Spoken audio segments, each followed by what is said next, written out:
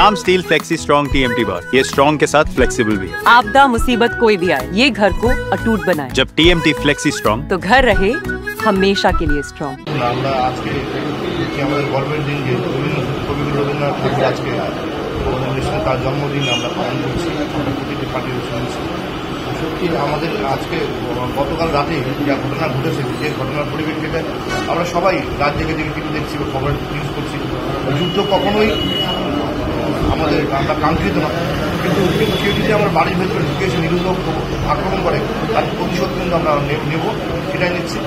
খুব তাড়াতাড়ি এই পরিস্থিতি শান্ত হবে এবং সাধারণ মানুষ যেন এই যুদ্ধের মনে নিহত না হয় সেদিকে আমাদের ভাবতে হবে।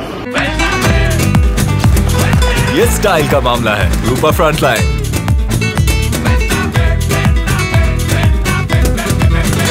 প্রতি বছরের মতো এবারও আমরা তৃণমূল কংগ্রেসের সদর কার্যালয়ে বিশ্বকবি রবীন্দ্রনাথ ঠাকুরের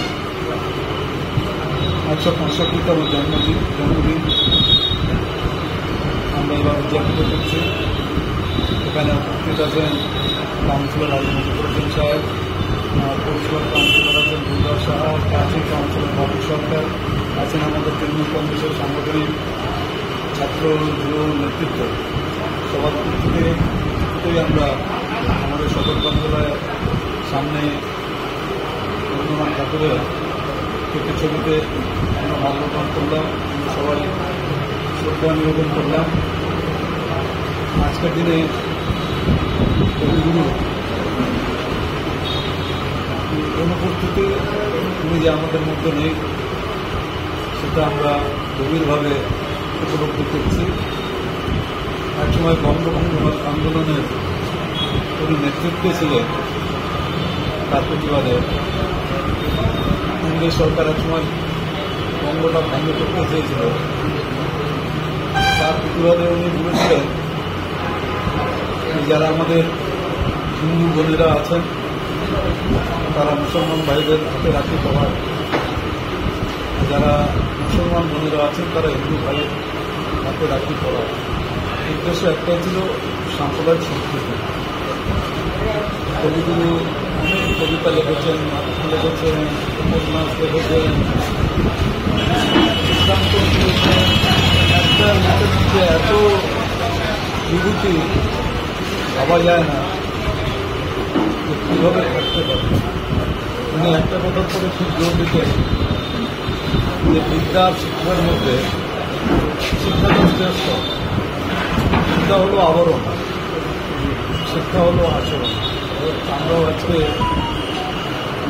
পার্টি অফিসে এখানে আমাদের কাউন্সিলর সবাই উপস্থিত আছে, সবাইকে একটাই অনুরোধ করব, কবিগুরু আমাদের যে পথটা দেখিয়ে গেছে সেই পথটা যেন আমরা অনুসরণ করে দেশটাকে আমরা আরও এগিয়ে নিয়ে যাই।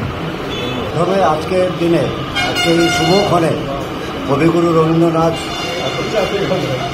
এর জন্মদিনে 165তম জন্মদিনে আমি একটাই কথা স্মরণ করছি যে এটা উপলব্ধি আমি ইউনিভার্সিটিতেও করেছি, এখানেও করছি, প্রতিনিয়ত করছি জীবনে, যে নানা জাতি নানা ভাষার বসস্থান ভারতবর্ষ।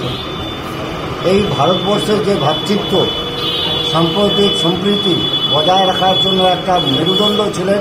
ওনার যে সমস্ত উপদেশগুলো আমরা শুনতে পেরেছি, জানতে পেরেছি, আমরা তো চোখে দেখিনি ওনাকে। যাই হোক, সেই সুবাদে ওনাকে অনুসরণ করার আমি মনে করি সব থেকে আসল সময়। আমাদের গোটা জীবনে ওনাকে অনুসরণ করতেই হবে। দ্বিতীয়ত রইল যুদ্ধ। যুদ্ধ কোনো শান্তি বাতাবরণ তৈরি করে না, যুদ্ধ করতে হচ্ছে, যুদ্ধ হচ্ছে, কিন্তু যুদ্ধে যে সমস্ত আমাদের বীর সৈনিকরা বলিদান দিচ্ছে বা অংশগ্রহণ করছে তাদেরকে প্রতি আমাদের শ্রদ্ধা এবং রইল। ওনারা যেন আগামী দিনে আমাদেরকে এলাকায় হোক গোটা ভারতবর্ষে যেন শান্তির বাতাবরণ তৈরি হয়, এটাই আশা করি।